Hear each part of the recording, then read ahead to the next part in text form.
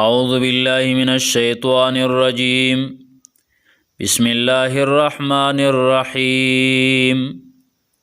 واتبعوا ما تتلو الشياطين على ملك سليمان وما كفر سليمان ولكن الشياطين كفروا يعلمون الناس السحر وما أنزل على الملكين ببابل هاروت وماروت. اعتراضات او شبهی د رسول الله صلی الله علیه وسلم پر رسالت او پیغمبرۍ باندې اعتراضات شیو. دا یو اعتراض شیو، دا دویم اعتراض او دا غي جواب په دې آیاتونو کې الله تبارک وتعالى بیانوي چې نبی علیہ الصلوۃ والسلام باندې يهودو دا اعتراض کړو چې محمد صلی الله علیه وسلم ته د حضرت سلیمان علیه السلام صفائی پیش کې او ته چې سلیمان علیه السلام د الله پیغمبرو، ته چې سلیمان علیه السلام زما ورورو د الله پیغمبرو،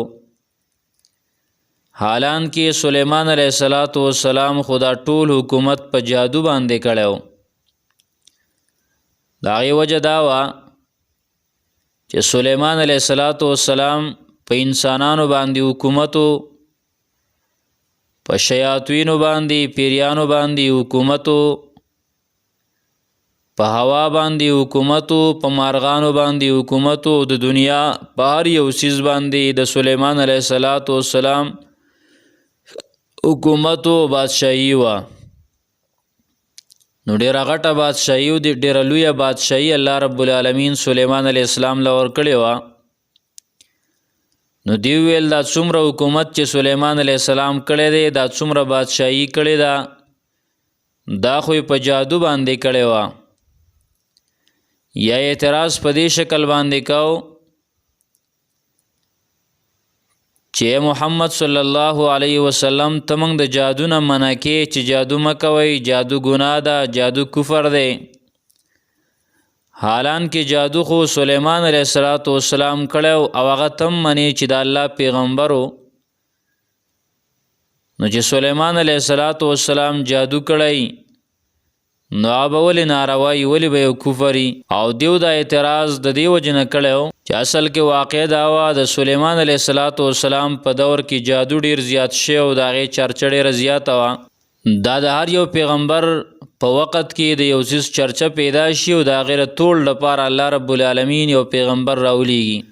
لکه څنګه چې زمونږ او ستاسو د خوږ پیغمبر محمد مصطفی صلی الله علیه وسلم په دور کې شعر و شاعری ډېره زیاته وه، د دې چرچه وه.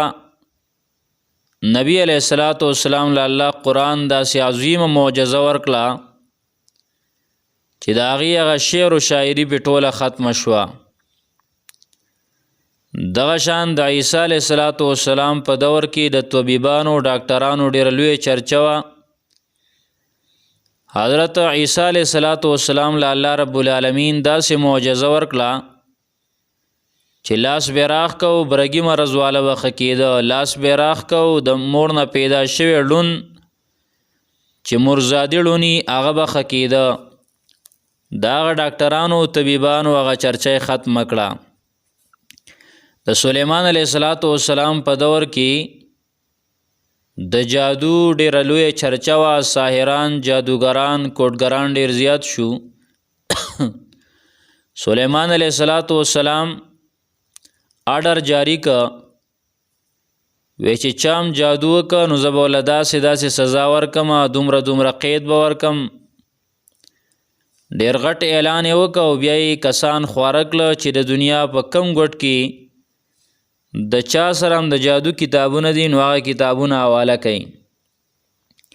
په جادوی پابندي ولګوله، چا د هغه نه ربط نشو والی.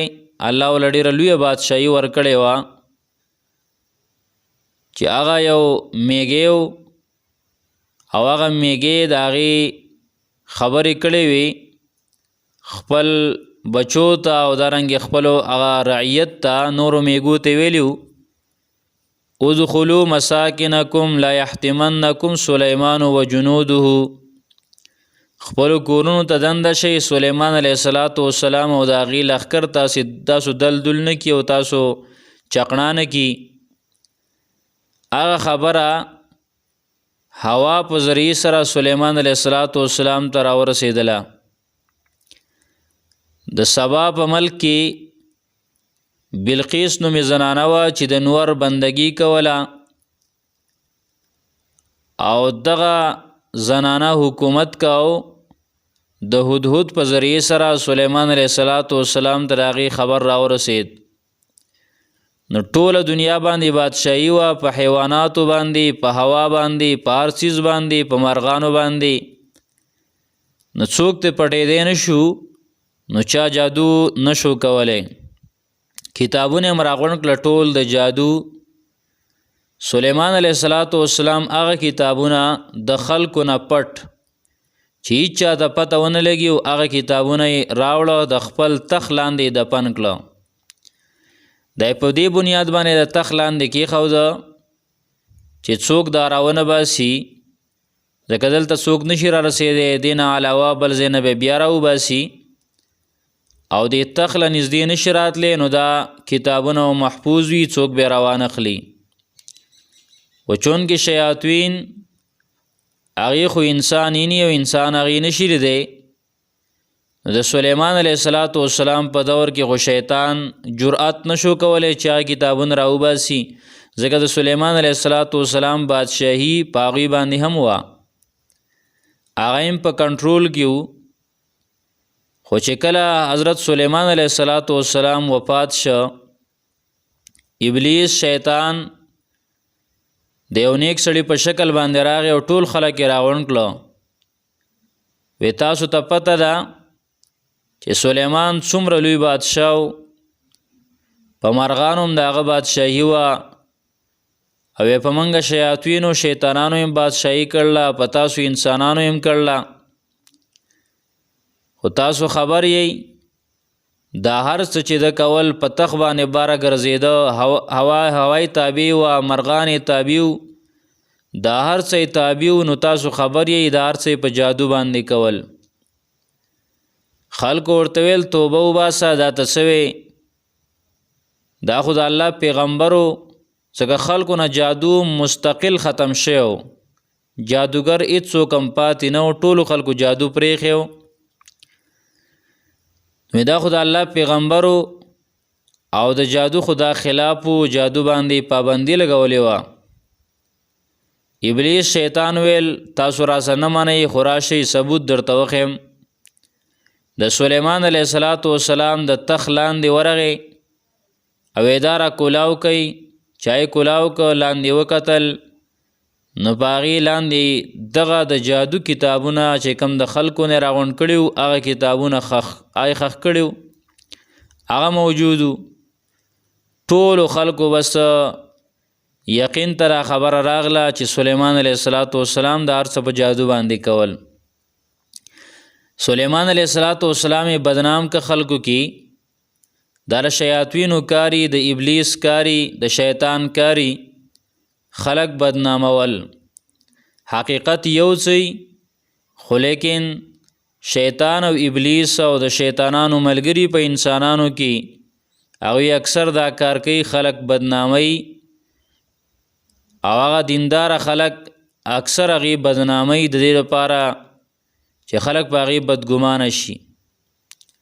او بعضې علما ذکر کوي لکه علامه ابن کثیر رحمه الله چې یو کتاب هم لیکلی و د ابلیس، او هغه کتاب له د خپل ځانه نوم هم ورکړی و. د سلیمان علیه السلام د وزیر په نوم باندې آصف ابن برخیه، او دغه کتاب کې ټول جادو لیکلی شوی. شیطان دا کار وکړ، سلیمان علیه السلام یې بدنام که، نو دا خبره را چلیده. نو نبی علیه السلام ته یهودو هم دا خبره وکړه، او دا اعتراض یې وکړ چې ته د سلیمان علیه السلام صفایي بیانې، حالانکه سلیمان علیه السلام خو جادوګر و، دا هر څه په جادو باندې کول. نو الله رب العالمین په دې آیات کې داغي جواب کوي. الله یې وتبعوا او روان شو دا خلک ما په هغه څه پسې تتلو الشیاطینو چې لوستل به شیطانانو علی ملک سلیمان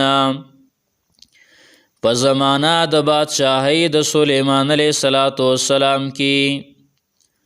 وما کفر سلیمان او کفر نو کړی سلیمان علیه السلام ولکن الشیاطین کفروا لیکن شیطانانو کفر کړو. یعلمون الناس السحر چې خودو به خلقو ته جادو. نو دی آیات نه دا معلومه شوه چې جادو کول، سحر کول، کوډې کول دا کفر دی. او بل دا خبره معلومه شوه چې دا د شیطانانو کار دی، د ابلیس کار دی، د شیطان کار دی.